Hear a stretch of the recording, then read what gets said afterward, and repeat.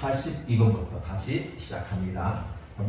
문제 먼저 다시 읽습니다. 시작. 아무 사람이나 능히 하나님의 계명을 완전히 지킬 수 있는가? 가장 관건입니다. 많은 사람들은 계명을 지키면 영생을 얻을 수 있다고 믿고 있습니다. 또 그렇게 영생을 얻을 수 있다고 가르치는 굴절된 복음을 전하는 사람들이 있습니다. 율법주의자이나 문자주의적 해석을 하는 사람들이 있습니다. 과연 그럴까라는 질문을 던져보는 거죠. 답을 한번 읽어봅니다. 시작. 타락함으로 사람만은 금생에서 하나님의 계명을 완전히 지킬 수 없고 날마다 생각과 말과 행동으로서 범한다라는 부분이죠. 하나님의 계명을 완전히 지킬 수는 없다라는 거예요. 왜냐하면 행동으로는 지켰는데 말로도 지킬 수 있는데 생각으로는 안 됐다라는 거죠. 주님이 가르쳐 주시는 것이 바로 생각이 말이 되고 말이 행동으로 옮겨지기 때문에 결국은 보이는 오형적인 것은 행동이지만 이미 그 안에 행동 이면에 생각이 있었기 때문에 예를 든다면 어떻게 될까요?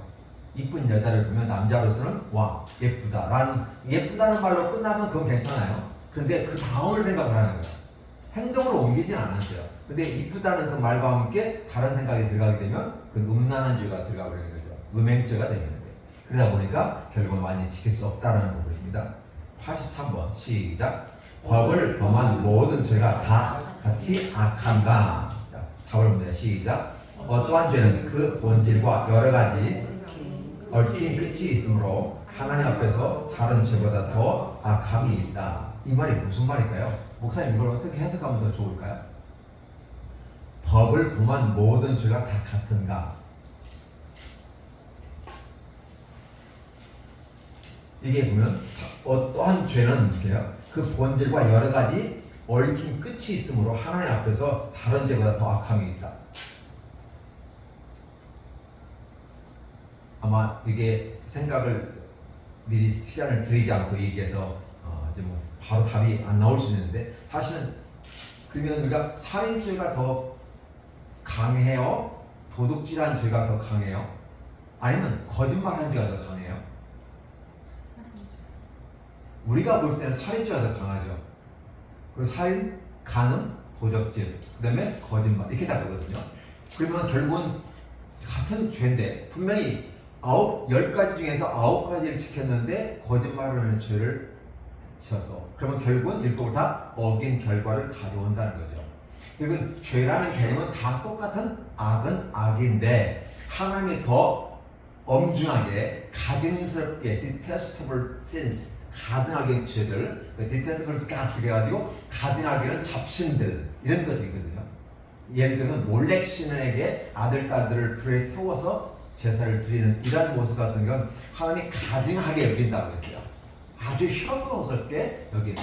그렇기 때문에 그런 죄는 더 하나님이 악하게 보는 거고 하나님께서 도무지 참을 수 없다라는 말씀에서 므낫세가 지은 죄가 그만큼 악했다라는 표현을 쓸 때 이런 표현들이 같이 합니다. 이게 죄는 모든 죄가 다 지옥에 가는 죄로서 결정되지만 그러나 사람 사이에서 보면 중한 죄가 있고 경범죄가 있더라.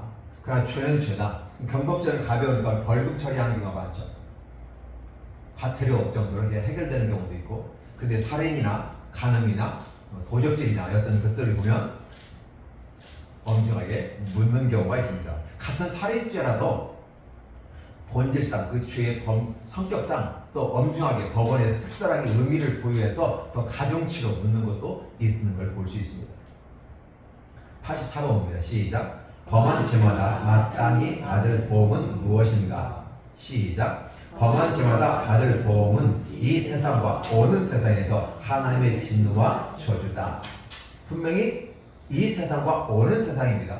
우리는 어떻게 생각해요? 이 땅에서만 걸리지 않으면 되고 잡히지 않으면 된다는 생각을 하게 되잖아요. 그렇죠? 많은 사람들이 왜 하필 내가 걸렸어? 왜 나야? 라는 거죠. 다른 사람도 다 있는데 왜 나만 갖고 그래? 라는 어떤 항변을 하는데 누구에게 설득력이 없죠. 분명히 죄는 죄라는 사실을 얘기하고 근데 이 세상과 오는 세상이다. 오는 세상은 어디죠? 하나님의 나라라는 거죠. 한 가지 물어볼게요. 어떤 정치인이 아주 악한 짓을 했어요. 국민이 치를 떨고 분노에 참여했어요. 그런데 그 대통령이 사과 한마디 하고 가버렸어요. 그럼 어떻게 되나요? 이 세상에서도 용서받지 못했고, 그러면 이 땅에서 매이면 하늘나라에서 매이게 된 거니까 결국 하늘나라에서도 똑같은 죄를 묻는다는 거죠. 그러면 이 세상과 어느 세상에서 하나님의 진노와 저주가 임했다. 천국 간다 지옥 간다를 떠나서 그것은 우리 몫이 아니니까 뻔히 지옥 갔다는 것은 분명한 사실이지만, 그러나 그 문제는 우리의 결정사항이 아니라 하나님의 결정사항이기 때문에 뭐라고 말하기는 어려워요. 그런데도 불구하고 이 세상과 어느 세상에서 분명히 진노와 저주가 있다라고 하는 거죠. 우리 성경 구절에 보면 이 땅에서 매이면 하늘에서 매일 것이고, 하늘에서 이 땅에서 풀면 하늘에서 풀리리라 이런 표현을 쓰게 되니까 결국은 성경에서 얘기하는 것은 화해하고 용서를 구하고 법원에 집어넣기 전에, 감옥에 들어가기 전에 바로 먼저 화해하는 것이 좋다라고 성경은 가르치고 있는 걸 볼 수 있습니다. 85호입니다. 시작. 우리가 우리 죄를 위하여 하나님께 받을 진노와 저주를 피하게 하려고 하나님이 우리에게 요구하신 것이 무엇인가? 문제가 기니까 파악하기 힘들죠. 우리 죄를 인하여 하나님께 받을 진노와 저주를, 그리고 진노와 저주를 받을 수밖에 없다는 거잖아요. 그렇죠? 하나님이 우리에게, 그럼 그 피하는 방법이 뭐냐? 그거만 아니겠죠? 자, 그러면 한번 봅니다. 시작. 우리가 죄를 위하여 하나님께 마땅히 받을 진노와 저주를 피하게 하려고 하나님이 우리에게 요구하시는 것은 예수 그리스도를 믿는 것과 생명에 이른 회개와 그리스도가 우리에게 구속의 유익을 전하는 여러 가지 나타나는 방법을 힘써 사용하라는 것이다. 예, 지금 몇 가지가 나왔습니다. 결국은 죄를 범하면 진노받는데, 이 땅에서도 진노와 오는 세상에도 진노와 저주가 임하는데, 그걸 피하는 방법은 첫 번째 하나님이 우리에게 요구하시는 것이다. 그렇죠? 자, 첫 번째 예수 그리스도를 믿는 것. 두 번째 생명에 이른 회개. 세 번째 그리스도가 우리에게 구속의 유익을 전하는 여러 가지 나타나는 방법을 힘써 사용하라는 거다. 어떤가요? 3번 같은 거 어떻게 해석해야 되죠? 그리스도가 우리에게 구속의 유익을 전하는 여러 가지 나타나는 방법들을 힘써 하라는, 하나님의 나라 일들을 열심히 하라는 거겠죠? 그렇죠? 그러면 첫 번째 우리가 사실 회개를 하여야 예수 그리스도를 믿는 거니까 사실 같은 말을 반복하는 것 같습니다. 느낌상 그래요. 예수 그리스도 믿는 것, 그 결국은 예수님을 믿는다는 건 회개한다는 거고, 회개한다는 말은 내 삶을 방향을 전환한다는 거고, 삶이 바뀌고 방향이 전환됐다고 하는 그 사람의 가치관이 바뀌었다는 거고, 가치관이 바뀌니까 당연히 그 삶에 나타나는 여러 가지 행동들은 그 가치관에 맞는 선한 일들을 행하게 되더라는 거죠. 결국은 구원받는 방법, 이 진노와 저주를 표현하는 방법은 한 가지밖에 없는데 예수 그리스도를 믿는 거다.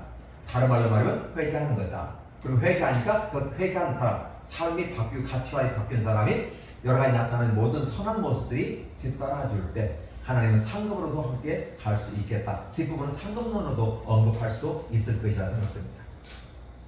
86번 봅니다. 예수 그리스도를 믿는 것은 무엇인가? 답을 봅니다. 시작. 예수 그리스도를 믿는 것은 곧 구원 얻는 은혜인데, 이로 말미암아 복음 중에 우리에게 주시는 대로 구원을 얻기 위하여 우리가 예수를 영접하고 그에게만 의지하는 것이다. 예수 그리스도를 믿는 것은, 자, 믿는 것이 뭐냐라는 거죠. 구원 얻는 은혜인데, 이게 설명합니다. 예수를 믿는 것은 뭐냐? 믿는다는 도대체 오늘 목사님이 말씀하셨는데, 믿는 것은 지식에 이르는 것이다. 그리고 하나님을 믿는데 하나님 누구인지를 알아가는 거고, 그 지식을 갖고 와야 된다는 것이 오늘 주일 예배 설교의 본문이야. 그 주제였는데, 그건 구원 얻는 은혜인데, 이로 말미암아 복음 중에 우리에게 주신 대로 구원을 얻기 위하여 우리가 예수를 영접하고 그에게만 의지하는 거죠. 말을 이렇게 써놔서 예전에 했던 방식을 한국어로 번역하는 과정 속에서 조금 이게 자연스럽지 못합니다. 이런 건 핸드폰으로 바꿨으면 좋겠는데 바꿀 수는 없는 거 없죠. 이미 문구 그대로 갖다 써야 되는 거니까. 그럼 예수 그리스도를 믿는 것은 영접하고 그에게만 의지하는 거다.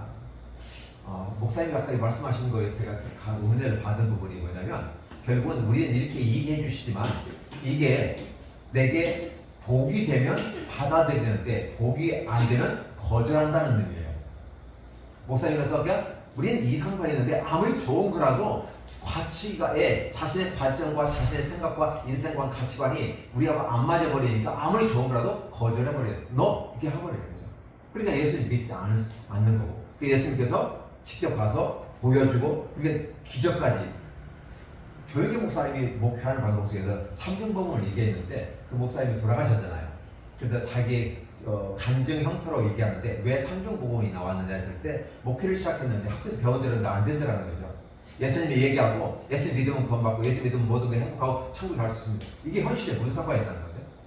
당장 밥이 없고 당장 집이 없고 당장 아파 죽어가는 상황이 있어서 나에게 복음은 뭐다? 먹는 게 복음이고 병원에서 낫는 게 복음이고 그래서 내 영혼이 잘 된 것 같이 예수만 잘 믿으면 어떻게 된다?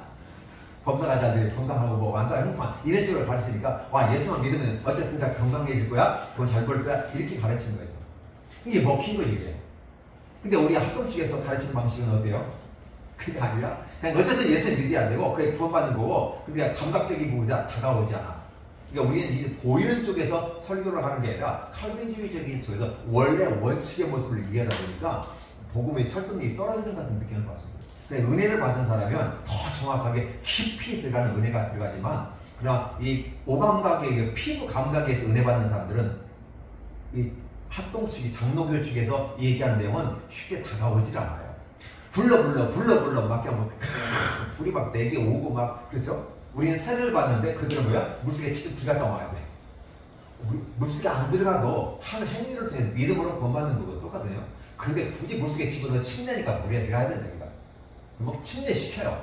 그럼 들어갔다 오면 아 감각적으로 내가 물속에 잠겼구나. 다 감각적으로 느끼는 거야. 믿음을. 그렇게까지 형성화시키려고. 그래 로마 캐톨릭 같은 건 믿음을 가르치기에는 결국은 만들고 그리고 화려하게 치장하잖아. 그 마틴 루트가 그게 아니라고 개혁을 해버리는 거죠. 이런 모습을 보면서 우리는 두 가지가 늘 싸우고 있다. 그래서 목사라는 교단에 따라 달라지고 그 신학에 따라 달라지는데 성신에서 공부한 사람들이 되게 모든 모습들은 항상 원칙적인 칼빈주의적인 그런 핵심을 얘기하고 있다는 그 사실에 대해서 강자의 혼란스러울 때도 많이 있어요. 현재 상황은 그러니까 이런 부분들이 좀 많이 있습니다. 다시 한번 자 87번을 갑니다. 자 그러면 생명에 이르는 회개가 무엇인가 라는 거죠. 궁극적으로 예수 믿는 건 뭐죠? 생명을 얻는 거야. 생명을 얻으려면 회개를 해야 돼. 그럼 회개가 무엇인가? 한번 읽어보세요. 시작. 생명에 이르는 회개는 곧 구원 얻는 은혜인데 죄인이 자기 죄를 참으로 알고 또 그리스도 안에서 하나님의 분자심을 깨달아 자기 죄를 원통히 여기고 묘함으로 죄에서 떠나 하나님께 돌아가서 든든하게 결심하고 마음과 힘을 다하여 살아올 순종하는 것이다. 회개를 하나님 잘못했어요 라고 하는 것은 말이죠. 회개를 턴이라는 말 써요. 돌아선다. 방향을 바꾼다 그러는데 잘못했어요 라는 건 말이 끝나는 거잖아요. 그럼 말이 끝난 다음에 뭐가 움직여야 돼요? 입증을 해야 돼요. 입증을. 그러니까 그동안에 한국 교회가 간과하고 지나간 게 있으면 예수님만 믿으면 천국 갑니다. 예수님만 믿으면 형통합니다. 영혼이 잘 되고 범사가 형통하고 이런 식의 막 내용의 성경 구절 갖다 대니까 성경 비성경적이라도 말도 못하고 맞다고 얘기했고 또 우리 시대에 이렇게 맞는 것 같았어요. 또 맞았어요. 또 그런데 한 단계 우리가 간과한 건 뭐냐면 회개에 합당한 열매를 맺으라고 세례요한도 얘기했는데 회개에 합당한 열매를 맺지는 않고 회개만 하고 가요. 회개만 하고 세례까지는 받고 가요. 근데 합당한 열매가 맺혀지지 않아. 아브라함이 너희 조상이다 말하지 말라 라는 얘기하면서 엄청나게 얘기하는데 우리는 여전히 어떤 보이고 형식적이고 그래? 근데 이것이 지속적으로 가는 삶의 변환이 이루어지지 않는 모습을 보면서 우리가 회개라는 걸 한번 생각해 보았으면 좋겠습니다. 그래서 다시 한번 보면 죄인이 자기 죄를 참으로 알고 과연 우리가 회개했는데 내가 뭘 잘못했는지 왜 죄인인지에 대해서 스스로 인식을 해야 되는데 인식을 못해요. 그러니까 회개하면 된다고 회개 잘못한 것도 없는 것 같은데 어떤 회개하라고 하니까 잘못했다고 해야 된다니까 회개하면 잘못했습니다. 이게 이해하는 식의 모습이에요. 이게 우리의 현실이거든요. 내가 잘못했으면 뭘 잘못했는데? 한번 따져보는 거죠. 조목조목 따지고 그렇구나. 근데 이걸 내가 어떻게 씻을 방법이 없을까? 만회할 방법이 없을까? 없어서 그분이 주신 거야. 예수님께서. 그래서 하나님의 궁일하심으로 우리의 죄인을 그래서 스스로가 원통하게 여기고 그 또한 원통하게 여기는 막 한 단계 더 나가면 이제 막 혐오스럽게 미워할 정도로 돼야 되는데 우리는 죄가 굉장히 가까워요. 죄에서 떠나 하나님께 돌아가서 이 턴이거든요. 그러니까 우리가 회개를 하면 결국은 어떤 거냐? 할 때 내가 잘못됐습니다 라고 하는 부분은 전제는 뭐다? 내가 무엇 잘못했는지를 알아야 된다. 그리고 잘못했다고 입으로 고백하면 입으로 고백한 것에 대한 합당한 대가를 지불해야 된다. 대가. 근데 우리가 그 대가를 이미 우리가 대응하면서 주님이 십자가에 죽으시고 했기 때문에 그 은혜를 받은 거잖아요. 그러면서도 이제 내가 다시 이 죄를 짓지 않기 위해서 노력한다라는 어떤 그런 모습 가운데 갈 때 그 지속성을 가지고 가야 되는데 가다가 또 그 돼지가 쓴물에 다시 들어가고 개가 토한 것을 다시 먹는다라는 표현을 성경에서는 쓰고 있는 것처럼 여전히 우리가 그렇게 하지 못하고 있다라는 생각을 해보면서 생명에 이르는 회개는 결국 뭐냐? 삶이 이쪽에서 완벽하게 돌아서서 전혀 새로운 길로 가는 것, 가치관이 바뀌고 삶의 태도가 바뀌어버리는 것. 그렇게 해야 되는데 우리는 그렇지 않죠. 동일하게 예수만 믿는 거예요. 예수만 믿는 거예요. 예수 믿으면 다 바뀌어야 되는데 예수만 믿는 거예요. 이런 모습이 되니까 결국은 예수님 한 분만으로 살아갈 수 없고 다른 것도 있는 거잖아요. 내가 이때도 부처님도 믿었고 산신령도 믿고 대왕님도 믿었고 바다신도 믿고 큰나무 도명이 다 신을 믿었는데 예수님만 하나 끼워 집어넣는 거예요. 이게 우리 한국 교회의 단점이에요. 성경에서는 그렇게 가르치지 않았는데 왜냐면 그래서 예수님 안 되면 부처님의 산신령이 다 불러야 되는데 왜 다다익선이 좋고 그래서 어때요? 일월성신이 좋고 왜? 하늘을 축복하는 것 같으니까.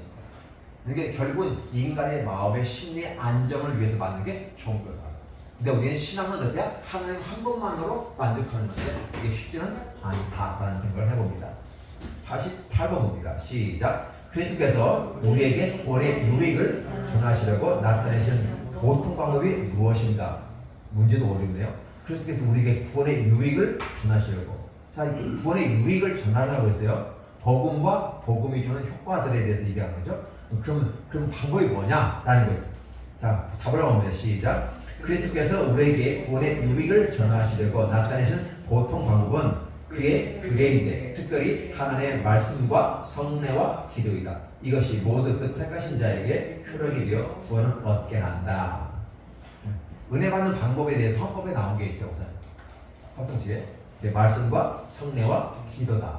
이 세 가지는 은혜 받는 하나님의 도구로서 인정된 우리 총회 헌법에 기록된 내용입니다. 결국은 이 강국을 통해서 우리가 은혜 받을 수 있다. 일반적인 부분 속에서요. 그래서 말씀은 예배를 통해서 성경 말씀을 해석해주는 설교 말씀으로 보시면 되고 성례는 성찬. 이 성례라는 것은 성찬과 세례를 얘기합니다. 준말로 세례. 그 다음에 우리가 말하는 기도다. 그래서 말씀과 기도는 우리가 기본적으로 아는데 성례는 잘 안 하죠.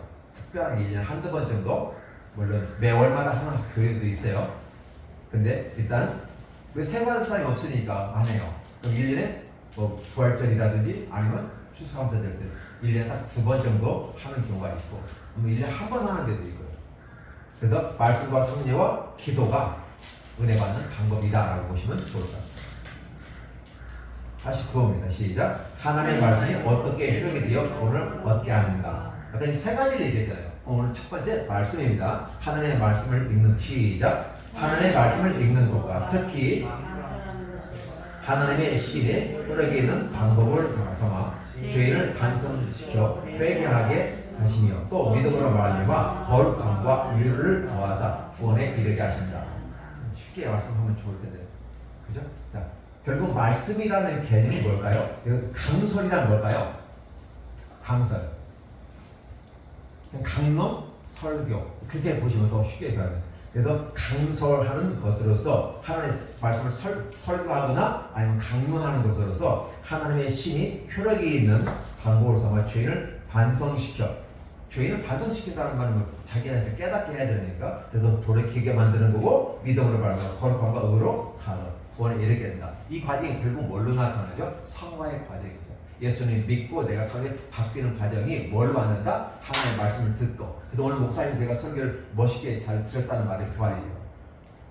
우리가 복음을 전하고 이런 모든 과정들에 대해서 당면하는 문제들에 대해서 이미 성경에 얘기했는데 우리 그걸 간과하고 힘드니까 다 내려놓잖아요. 그런데 이런 어려움이 있다는 사실을 얘기해 주면서 하나님께서 놀랍게 능력을 주시는데 복을 마시는데 헬 받지 않아요. 그죠? 이런 식의 이제 표현할 정도로 하나님의 능력과 본능으로 나아갈 수 있다.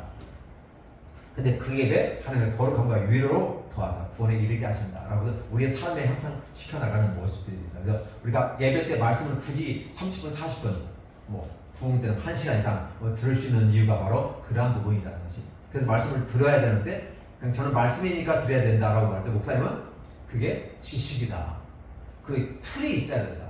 그 틀이 시스템이고 그게 로고스이다. 그러니까 그분이 우리한테 들어와야 된다. 목사님이 이렇게 말씀을 하셔서 굉장히 저한테도 은혜가 됐습니다. 90번 봅니다. 시작. 하나님의 말씀을 어떻게 읽고 들어야 효력이 되어 구원 얻는 방법이 되는가? 하나님의 말씀을 어떻게 읽고 들어야 효력이 있는가? 성경은 되게 읽고 듣고 행하라고 말합니다. 그러면 여기서는 뭐라고 해보십시다. 시작. 하나님의 말씀이 우리로 하여금 구원을 얻게 하는 방도가 되게 하려면 마땅히 부지런함과 예비함과 기도함으로써 생각하며 믿음과 사랑을 우리의 마음에 두고 행실에 나타나는 것이다. 결국은 읽고 듣고 행한다는 말을 다양하게 좀 표현한 방식이에요. 우리 쉽게 우리는 이렇게 읽고 듣고 행하면 가장 좋은데 말을 이렇게 좀 힘들게 만들어놨습니다. 근데 여기서 읽고 듣고 행한다는 그것을 보면 마땅히 부지런함과 예비함과 기도함으로써 이렇게 되거든요. 그러니까 과연 우리는 부지런함과 예비함이 있고 기도함으로 감당하는가를 생각해 보면서 믿음과 사랑을 우리의 마음에 두고 이 사실은 믿음과 사랑이 우리의 마음에 있으면 우리는 부지런해질 수밖에 없고 예비하고 기도하는 그런 자세가 당연히 결과적으로 나타납니다. 그래서 행실로 열매가 맺혀지는 거죠. 이런 것을 우리 신앙은 입증하는 삶이 있어야 된다라는 표현을. 자, 91번 시작. 성례가 어떻게 효력이 되어 구원을 얻게 하는 방도가 되는가? 성례입니다. 아까 말씀을 했습니다. 성례예요. 성찬과 세례를 얘기합니다. 시작. 성례가 효력이 되어 구원을 얻게 하는 방도가 되는 것은 성례 자체로 말미암도 아니요 베푸는 자의 덕으로 됨도 아니에요. 다만 그리스도의 축복함으로 되며 또 믿음으로 성례를 받는 자 속에 성령이 역사하시는 것이 됩니다. 결국 어떻게 돼요? 성찬을 하게 되죠. 그래서 성찬은 떡을 나누는 거, 포도주를 나누는 겁니다. 세례는 어때요? 물속에 들어갔다 나오는 걸 침례라고 우리는 약식으로 세례를 주는 거죠. 이러한 과정으로 말미암아 우리에게 하나님께서 은혜를 주신다. 이 성례를 우리 좀 해야 되는, 그렇죠? 목사님? 계획을 잡아보죠. 그래서 같이 성례를 한번 해보면서 사실 왜냐면 이 성례가 좋은 게 뭐냐면 말씀은 우리 귀로 듣잖아요. 성례는 우리가 감각적으로 느끼잖아요. 먹기도 하고 마시기도 해요. 물론 양은 작아요. 작지만 그리스도의 몸과 살이 내가 그걸 씹고 내가 먹는다는 느낌 속에서 막 직접 내 몸에 전율이 오기도 하고 막 그러거든요. 이런 동의가 필요한 것은 사실입니다. 근데 더 중요한 것은 뭐예요? 성령이 역사하는 것. 그래서 이게 세례를 줄 때 제세례파라 문제가 발생하기도 해요. 한 번 예수 믿고 했는데 변절자가 됐어. 그럼 다시 돌아오면 다시 세례 받아야 돼? 말아야 돼요? 저 변절자한테 받았어. 변절자한테 세례 받았어. 그럼 변절 때 세례 받으니까 내 세례 무효가 돼서 다시 받아야 돼. 그 제세례파가 생각하는 거잖아. 그런데 분명히 이 세례는 어떻게 돼요? 베푸는 자에 의해 되는 것이 아니라 오직 하나님에 의해서 되는 것이고 이 인간 하나의 예식으로서 성례, 세례가 되지만 이건 예식에 불과한 거라는 사실이죠. 그 과정 속에서 성령이 역사해서 내가 은혜 받는 것이지 그 목사가 베푼다고 해서 되는 것도 아니다. 변절자가 했어도 아무 상관이 없다. 왜? 성부, 성자, 성령의 이름으로 세례를 받고 성례를 진행하기 때문에 그건 관계없다. 한 번 세례 받으면 영원한 세례가 된다.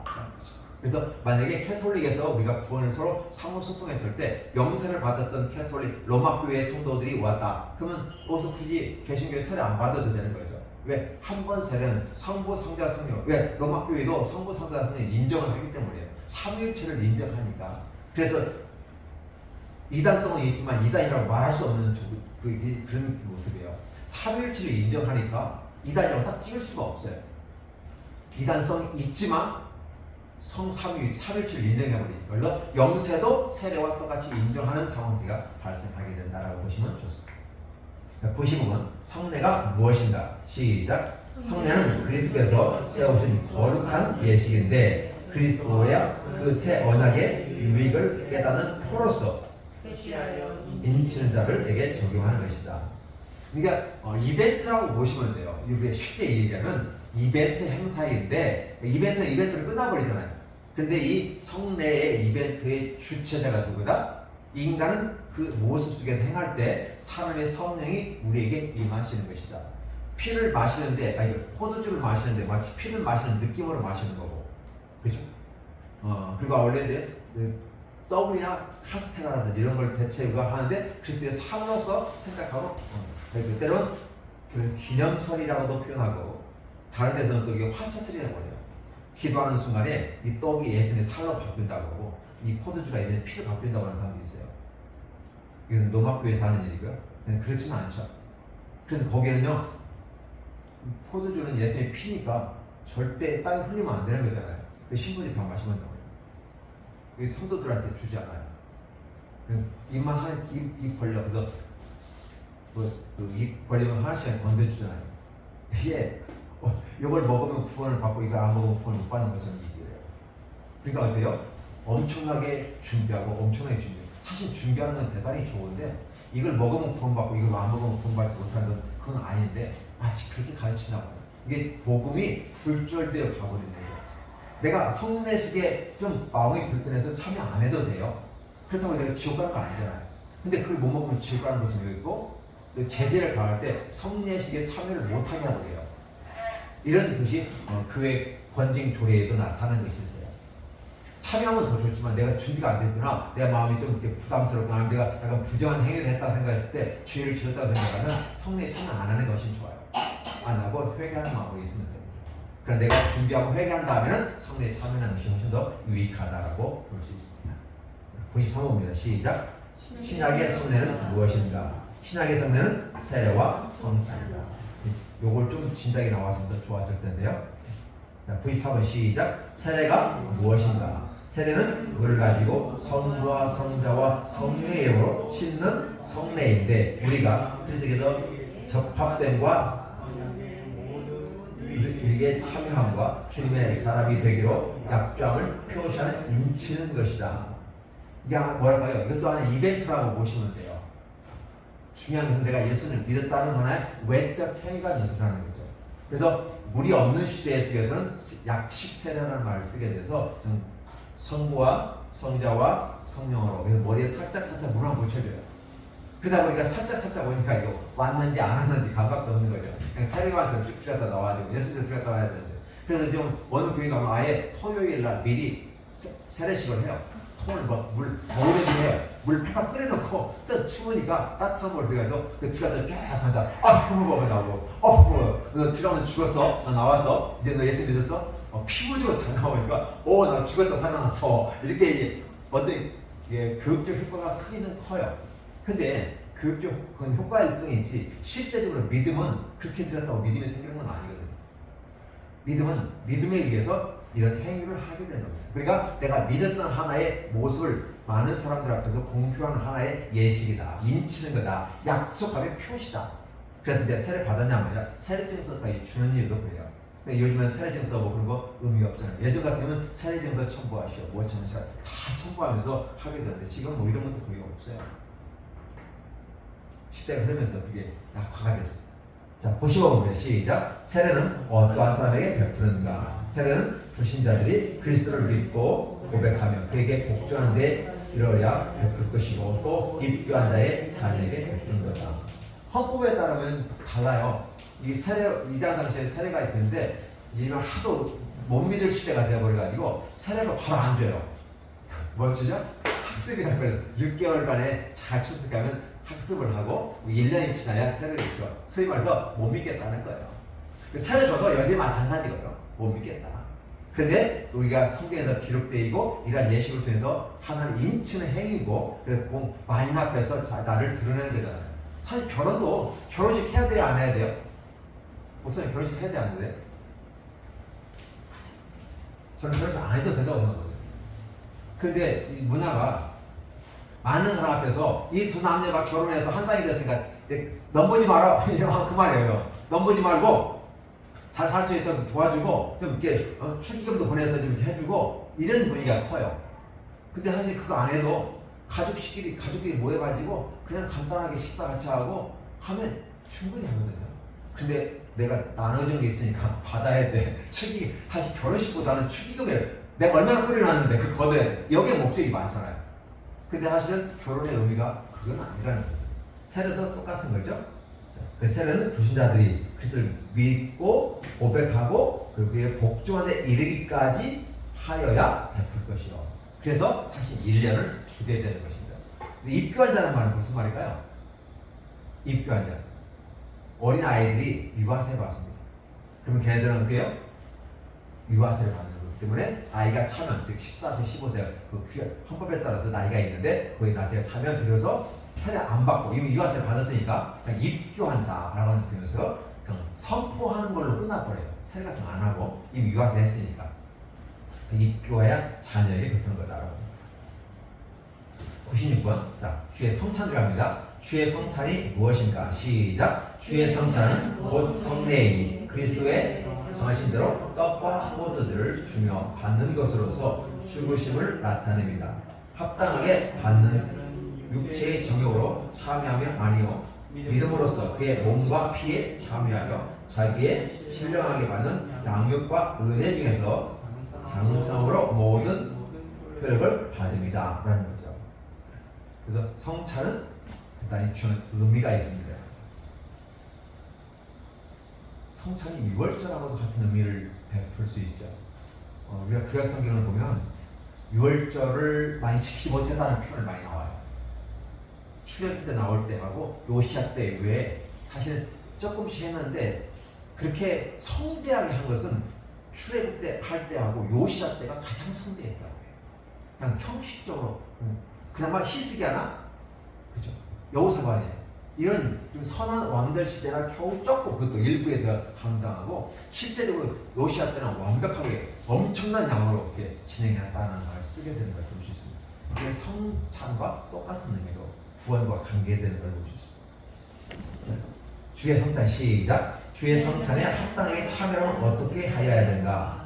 주의 성찬에 합당하게 참여하면 마땅히 주님의 몸을 분별할 줄 아는 것과 주님으로서 양식을 삼는 믿음과 회개와 사랑과 서로 순종함에 대하여 스스로 살필 것이니 합당하지 않게 참여하여 주력근대 먹고 마시는 것이 정죄함을. 그러니까 사실 이거에 참여할 때는 내가 죄를 회개를 통해서 죄를 다 씻어야 된다. 그래서 의롭게 되는 상태에서 내가 참여해야 그것이 내 것이 되는데 실제 예수님의 살과 피를 마신다는 것은 어떤 개념일까요? 그건 죽음을 얘기하는 거잖아요. 그럼 나는 결국은 내가 저주가 내한테 임하게 돼. 그 죽음에 내가 임하는 거기 때문에 그래서 우리가 깨끗한 상태에서 준비해서 먹고 마셔야 된다. 근데 이게 어렵고 힘들 때는 먹고 하루에 한 끼 먹는 시대에 와서 예배를 드리잖아요. 성찬식 때 보니까 사람들이 어떻게 돼요?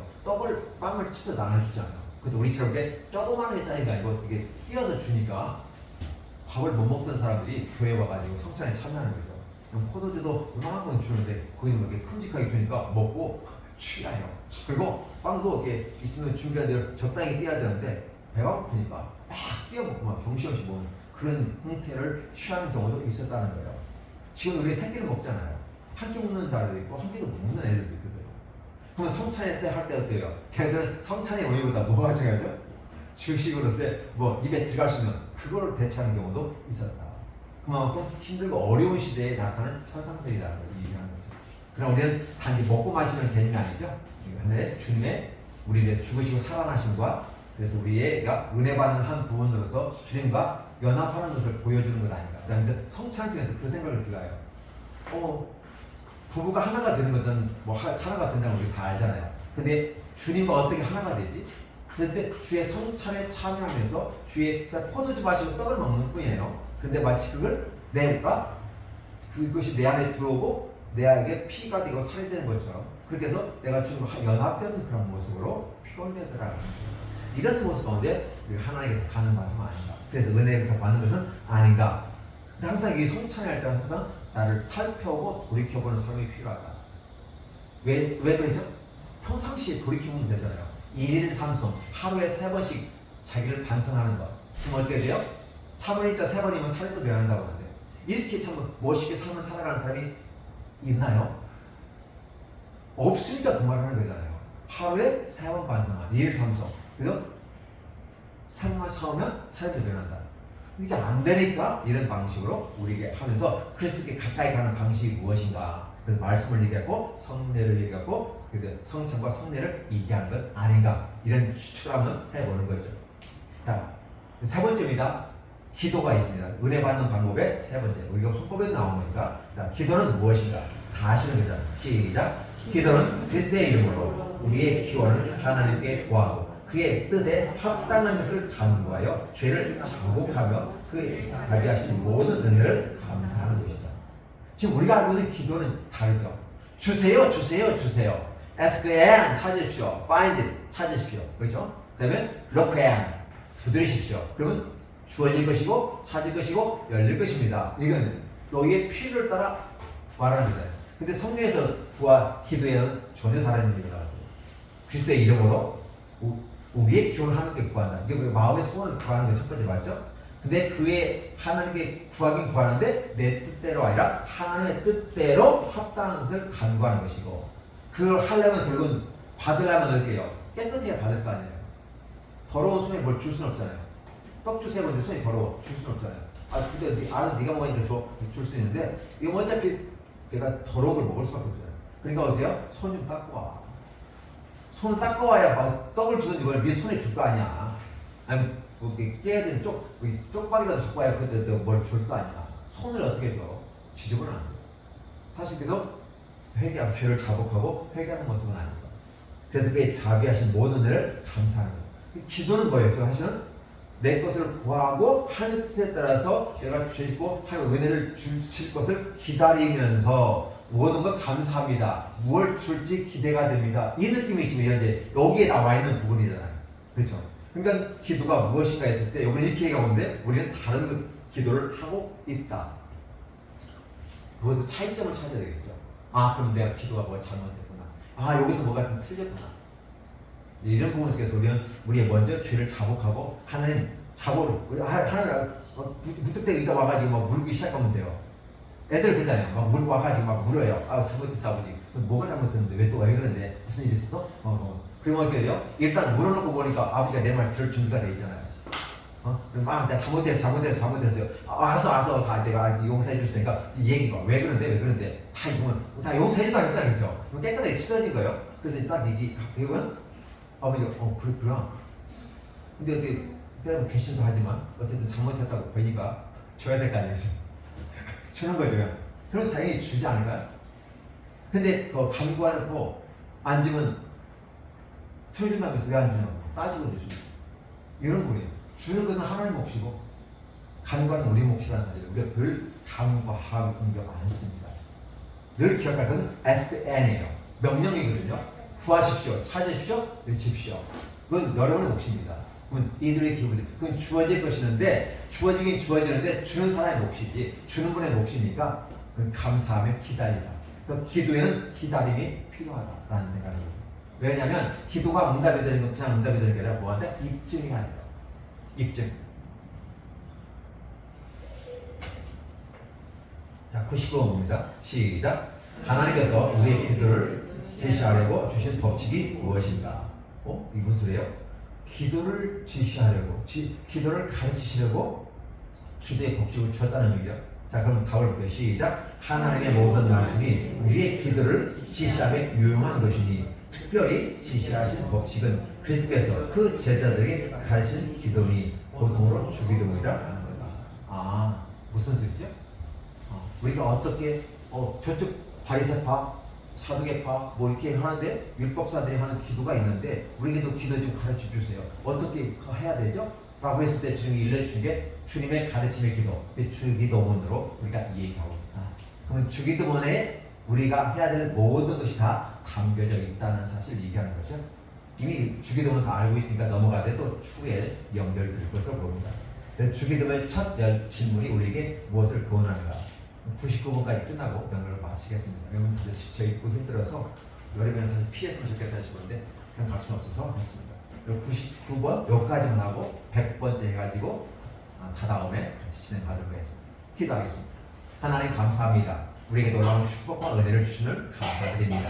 하나님 안에서 이 무더기 속에서 지치지 않고 이겨낼 수 있도록 강함을 주옵소서. 또 너무 덥다 보니까 에어컨 켜고 찬바람 쐬니까 기침도 하고 감기에 걸리기도 합니다. 하나님 어쨌든 건강함이 우리에게 있게 해주시옵소서. 우리의 영혼이 잘 되고 우리의 사무사가 잘 되고 형통하는 사람이 되고 우리의 땅에서 필요한 것 다 주님에서 해결되기를 간절히 원합니다. 그럼에도 불구하고 우리가 주님의 말씀에 근거해서 주님께 가까이 가게 해 주옵소서. 우리의 생각과 우리의 방법과 우리의 노력으로 우리의 지식과 능력으로 주님을 찾아가지 않게 하시고 오직 주님의 말씀에 따라서 주님을 찾아가는 방법을 택하게 하여 주옵소서. 그리하여 진정은 이 종교와 신앙이 같이 있어서 서로 섞인 것 같고 그게 그거인 것 같지만 사실은 우리는 분명하게 신앙의 노선을 따라가게 도와주옵소서. 종교의 노선을 따라가지 않게 도와주십시오. 하늘을 따라가게 도와주십시오. 인간의 교훈을 따라가지 않게 하여 주옵소서. 오늘 소율의 문답은 결국은 하나님의 말씀이 무엇을 얘기하는지 우리에게 가르쳐 주시는 바이오니 이대로 우리가 잘 따라갈 수 있도록 축복해 주시옵소서. 감사합니다. 예수님 이름으로 축복하며 기도하옵나이다. 아멘.